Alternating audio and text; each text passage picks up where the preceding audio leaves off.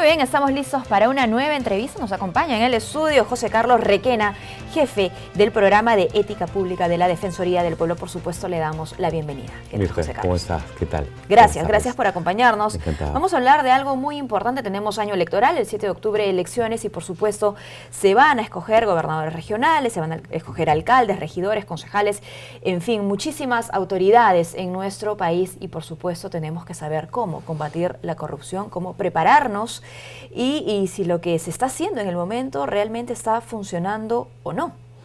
Sí, bueno, Mirta, encantado. Sí, bueno, por ahora lo que toca yo asumo que la fiebre mundialista opacará un poco el proceso electoral, pero una vez que entre ya en su fase más álgida, creo que lo que le toca a los ciudadanos es informarse y evitar alguna de las cosas, de alguna manera, procurar evitar alguna de las cosas que estamos viendo con la información que difundió hace algún tiempo la Procuraduría Anticorrupción, que es la más reciente, la que difundió en agosto del año 2017, con data hasta junio. Por ejemplo, nos decía que habían casi 400 casos de gobernadores regionales que involucraban a 67 autoridades.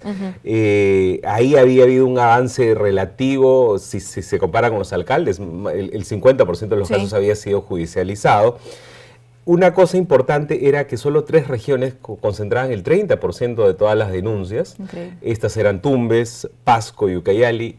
Y ahí lo llamativo es que, por lo menos con la información que ha difundido la Defensoría del Pueblo en febrero de este año, con data del INPE, en Tumbes solo hay 5 personas detenidas por corrupción. Y vemos que Tumbes es una de las regiones en las que las acusaciones al gobernador regional, en este caso el señor Viñas, involucraban muchos casos y a muchas personas. Entonces llama la atención este contraste. Y ya cuando nos vamos a alcaldes, que es lo más cercano a la población, lo que vemos es que en total más o menos 530 alcaldes o exalcaldes correspondientes además al periodo 2015-2018 tienen algún proceso abierto. Y si lo ponemos ya en relación a la cantidad de municipios, vemos que al menos en 102 de las 195 alcaldías provinciales y en 426 de las 1.654 distritales hay algún proceso que involucra a algún alcalde. Entonces, esos son cifras sin duda preocupantes. Que el elector, digamos, algo positivo de la democracia es que nosotros elegimos a nuestras autoridades. Creo que el elector debería preocuparse por informarse, por emitir un voto con el convencimiento pleno de que le está delegando la responsabilidad del manejo de un espacio geográfico a una persona, ¿no? Yo creo que eso es algo que muchas veces se pierde de vista. Se cree que el voto es algo tedioso, que tienes que hacer cada 4 o 5 años, y no tienes conciencia de que, como dicen los organismos electorales, el poder está en tus manos, ¿no? Esto que mencionas sobre el elector y su responsabilidad es muy correcto, ¿no? Pero también interesante porque nos hace plantearnos distintas preguntas, ¿no? ¿Qué estamos haciendo los electores mal y si esto es reciente o no? ¿No? ¿Desde cuándo en realidad la corrupción está arraigada en la historia de nuestro país? Sí, bueno, lamentablemente conocerás ¿Y cómo le ponemos un alto, ¿no? del historiador Quirós, de la historia de la corrupción cuando retrocede hasta la época colonial y entonces... A eso me refiero. Entonces ya estaba instalada. Yo creo que en los últimos años algo que no hemos superado es esta cultura de la antipolítica que lamentablemente en los años 90, bueno, ya digamos, el sistema partidario de los años 80 que tuvo cierta estabilidad colapsa por su incapacidad propia. Pero ya en los 90 se instala una retórica antipolítica de la que no hemos salido, lamentablemente, y entonces el hacer política es algo que no resulta tan atractivo para las personas y lo dejan a otros, y es entre estos otros que muchas veces se anida el personaje inescrupuloso, que en muchos casos se pinta como que no lo fuera, ¿no? Nadie te hace una campaña diciendo yo voy a...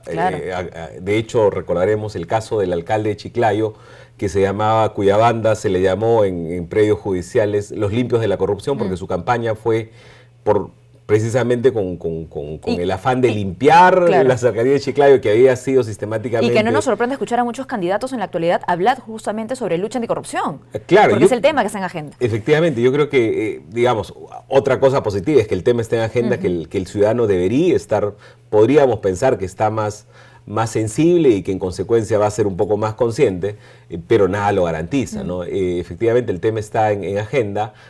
Algunos podrían presentarse. Yo creo que lo que debe hacer el ciudadano es ver cuál ha sido la hoja de vida del candidato, con qué gente está acompañado en las regidurías, si es que tiene o no alguna denuncia, si es que en los cargos que ha presentado antes se ha comportado de manera íntegra. Entonces yo creo que hay muchos recursos. Perfecto. Ahora la tecnología además te permite conocer en cuestión de segundos, tener el perfil de algún candidato. No, y hay herramientas, hay plataformas del Jurado Nacional Sin Electoral, duda, por ejemplo, sin se duda. pone a disposición. Hay muchísimas iniciativas también privadas, particulares, ¿no? Claro, esa es una cosa, el voto informado, esta iniciativa del jurado es algo muy importante que creo que los ciudadanos deberíamos darle mucho más uso, ¿no?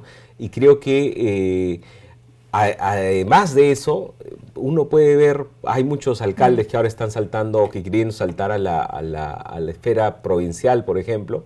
Uno puede ver cómo ha sido su gestión previa en el lugar donde ha estado, ¿no? Entonces, claro, su historia política, ¿no? Sí, efectivamente, ¿no? Si es que tiene alguna denuncia, y si es que esta denuncia muchas veces en la gestión pública, lamentablemente, muchas veces las denuncias tienen detrás una motivación política también, eso también hay. Hay que evaluarlo. Pero hay que evaluarlas y hay que sopesar qué es lo que trae esta persona, ¿no? Algo que nos puede ayudar muchísimo a entender el impacto de la corrupción, ¿no? Tanto en gobiernos regionales como locales, es el costo, ¿no? Según la Sin Contraloría, en regiones y municipios se perdieron 700 millones de soles por corrupción en los últimos 8 años. Dinero que va directamente al beneficio, o que tendría que ir directamente para el beneficio del ciudadano. Sí, y sin duda, y ahora que el gobierno, que el Ejecutivo está en un afán por deshacerse de gastos superfluos, yo creo que este es o sea, si el país logra ahorrar todos estos montos que la Contraloría o como el estimado de hoy, que se refiere al Puente de la Solidaridad, que ha causado 5 millones de pérdidas al Estado, o sea, tú dices, si todo eso lo puedo ahorrar y dedicarlo a otros fines del Estado, la situación sería sumamente distinta, ¿no? Y creo que también sería distinta si es que las autoridades judiciales hacen algo porque este halo de impunidad no se imponga. En la información que te comentaba que la Defensoría del Pueblo difundió en marzo, notábamos que solo el 1% de quienes están en prisión en este momento, solo el 1% correspondía a corrupción. Y de ese 1%, solo la mitad tenía sentencia firme. Entonces, está bien que se abran procesos, pero deberían terminar con una sanción, porque al final de cuentas, si tú no tienes gente presa con sentencia firme, además, no solo con estas prisiones preventivas que son muy mediáticas, pero que al final de cuentas, en algunos casos, hasta dificultan el proceso, sino con sentencia firme, si el corrupto o el corruptor no ve una correlación judicial, una sanción frente a esto, las cosas van a seguir siendo como son, ¿no? Claro que sí, es muy importante lo que mencionas, tiene que haber un castigo, no puede seguir ese ánimo de impunidad, el ciudadano lo pide de esa manera, ¿no? Claro, pero en el caso de los alcaldes, la cantidad de procesos judicializados era menor que en el caso de los gobernadores regionales. Entonces, eso yo creo que es fundamental. Creo que el Poder Judicial y la Fiscalía deberían mostrar más resultados, de nuevo, no con estas prisiones preventivas que jalan mucha atención mediática, pero que muchas veces no llegan a ningún lado,